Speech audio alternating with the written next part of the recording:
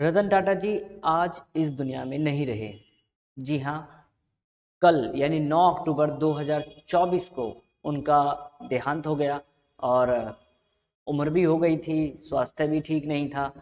लेकिन मैं आपसे एक बात करना चाहता हूँ कि रतन टाटा सर जो थे, उन्होंने जो किया हमारे देश के लिए, हमारे बिजनेस वर्ल्ड के लिए, वो बहुत ही सराहनीय है। आप सब वाकिफ हैं रतन टाटा के नाम से। उन्हें किसी पहचान की या किसी इंट्रोडक्शन की ज़रूरत नहीं है।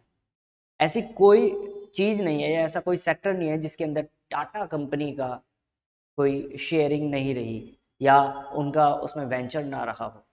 चाहे आप बात इलेक्ट्रॉनिक्स की करें, चाहे कंज्यूमेबल आइटम्स की करें, चाहे आप किसी प्रोडक्ट की भी बात कर लें, किसी भी प्रोडक्ट की बात कर लें, चाहे आप सॉफ्टवेयर कंपनीज की बात करें, आईटी सेक्टर की बात करें, यहाँ तक कि आपके घर में नमक, टाटा नमक यूज़ होता है। अगर हम चाय की बात करें तो टाटा टी यूज़ होती है। अगर हम एसी की बात करें तो वोल्टास टाटा का प्रोडक्ट है। घड़ी टाटा का प्रोडक्ट है।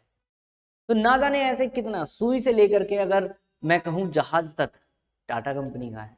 तो ये इतना बड़ा एम्पायर कैसे जनरेट हुआ, ये बड़ा इतना बड़ा पूरा राज्य बिजनेस वर्ल्ड कैसे जनरेट हुआ।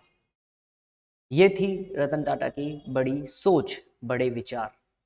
उनके अंदर बहुत सी विशेषता थी, लेकिन उनमें से एक विशेषता जो मुझे पर्सनली बहुत पसंद है, शायद आप लोगों को भी बहुत पसंद होगी, वो सोशल वैल्यूज पर बहुत ज्यादा ध्यान देते थे। और उसी का एक उन्होंने रिजल्ट दिया टाटा नैनो के रूप में।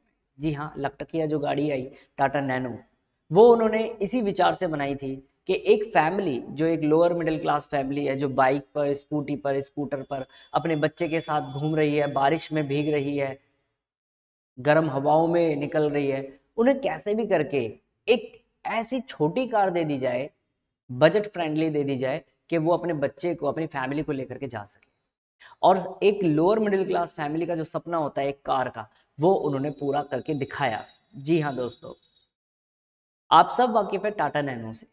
तो एक बड़ा उन्होंने विजन रखा, उनका विजन जो था वो बड़ा था। ऐसे ही ना जाने कितनी चीजें, जैगुआर कंपनी उन्होंने खरीद ली, ऐसे ही ना जाने कितनी चीजें करी रतन टाटा साहब ने। आज वो हमारे बीच में नहीं है, लेकिन वो हमेशा हमारे विचारों में रहेंगे। हमारी श्रद्धांजलि उनको अर्पित है। और मैं पर्सनली रतन टाटा साहब को बहुत बहुत एडमायर करता हूँ। उनके जो विचार थे, उनके जो बिजनेस को लेकर के सोच थी, वो सारी चीजें उन्होंने ध्यान दिया कि एक कॉमन मैन की जरूरतें क्या हैं, और उन जरूरतों पे उन्होंने काम किया और इतना बड़ा एम्पायर उन्होंने बना लिया। तो आप लोग भी अगर ऐसे विचार रखें, ऐसे सोच रखें कि हमारे समाज को जरूरत क्या है, उस जरूरत को पूरा करें। देखिए, दो चीजें होती हैं, एक होता है हमारा प्रॉफिट अर्न करना, प्रॉफिट मोटिव। लेकिन वो प्रॉफिट मोटिव किस बेसिस पर है? तो रतन टाटा साहब सोशल वैल्यूज के हिसाब से प्रॉफिट मोटिव देखते थे।